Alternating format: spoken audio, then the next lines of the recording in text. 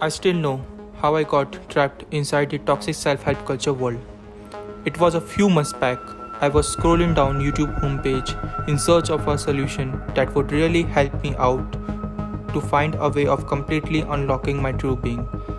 The bottomless game of scrolling was ended by a video talking about effective ways of being productive all day.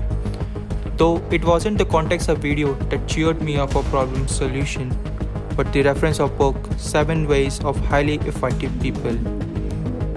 In this video, I will share with you 10 productivity hacks that I use on a daily basis to maximize my outcome. That video title hooked me up so bad that after a whole week of procrastinating, I finally decided to do it. I ordered that book from Amazon, and as expected, I was overwhelmed.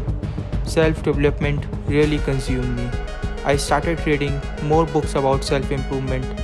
I was following all the lessons that are asked to be followed, meditating, reading, taking cold showers, visualizing my next 5 years, writing down my goals, and I was thinking, this is what that takes me where I see myself in true potential.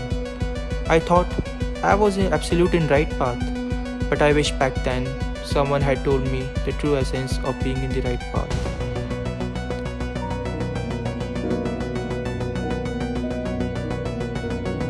The world of self-development had changed many things for me, but those things aren't on my top priority bucket list.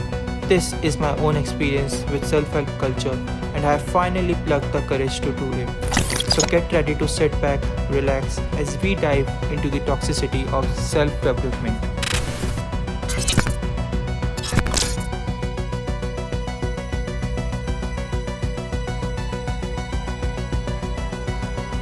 Hey, do you want to become successful in life? Do you want people to recognize you, give importance to you? Do you want to change your current situation? Do you want validation? Do you want to prove those wrong who believe that you are worthless?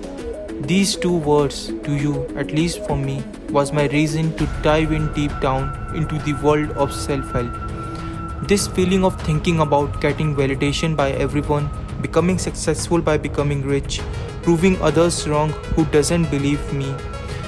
See, the reason I felt for need of self-help was my obsession of being a perfect man. I was constantly comparing myself to my peers, stressing and striving for a change where I become a best version of myself. The more I read, the better I feel. Self-help had become a feel-good medicine that I can't resist. And that is when I become blind to my own inner voice that keep telling me about my addiction to self-help. Self-help became a drug for me. There is always an adrenaline rush that I felt after finishing last page of every self-help book. While reading and watching self-help content, I feel motivated by thinking I am becoming better each day. I don't know why, but after every self-help book that I read, I felt that I had learned something invaluable. It gave a dopamine hit to me in assuming I am becoming better each day. So if you still don't see the problem with what's going on here, let's take a look at the addictive side of dopamine. The reason anything becomes addictive is not because of the thing itself. The reason someone becomes addictive to a drug is not the drugs, it's what the drugs does to your brain. That rush of dopamine is what gets you hooked to do it more. Self-help had pulled me in a perfection bubble. After reading that book, I feel accomplished. After watching every self-help video, I feel like I have done something productive for what it takes to achieve my goals. That goal achievement satisfaction motivates me to buy my next book or watch my next self-help video. It's only when the reality slapped and throws my progress card on my face and says, nothing has changed. It really hit me hard in knowing I was just procrastinating, an act of unnecessarily postponing decisions or action. It's that weird desire of me watching content on YouTube rather than creating, researching about topics but never actually writing scripts, reading about required skills to be a skilled YouTuber rather than acquiring it. I was believing myself into thinking I'm actually making progress. It's just I was convincing myself that I have achieved my goals without actually accomplishing it.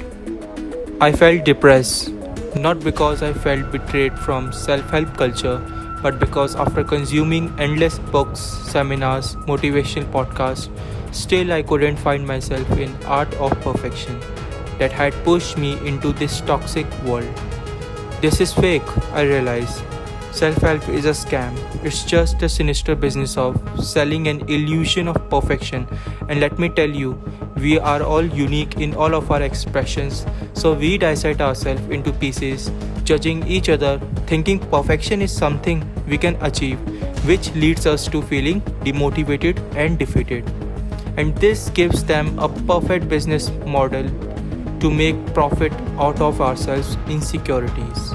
I took a whole lot of years to accept my reality of realizing negative aspect of toxic positivity in self-help world, where the struggles, flaws, failures are all hidden with this think positive cream. It's okay if I'm not perfect. It's okay if I had to struggle a lot to master my goals. It's okay if I would fail to accomplish it. At least now, I understood that life's too short to try to live up to something that doesn't even exist. It really makes no sense. So I'll be a doer and create my own unique destiny rather being perfect and be admired, foolishly journalizing my goals on paper and reading some ways to influence people. That's what shit self-help gurus told us about to do. So here's my warning to you. Self-help is nothing but an intellectual masturbation, because soon you deep dive into this world, you are a part of a great grand scheme of things on your mind. In your mind, you are directly connected to a beautiful dream. Every single imagination which is not achievable in reality are becoming successful. Masturbation is the best feel good, and that's why we all do it very often. And when it ends, you all realize that you are just massaging yourself.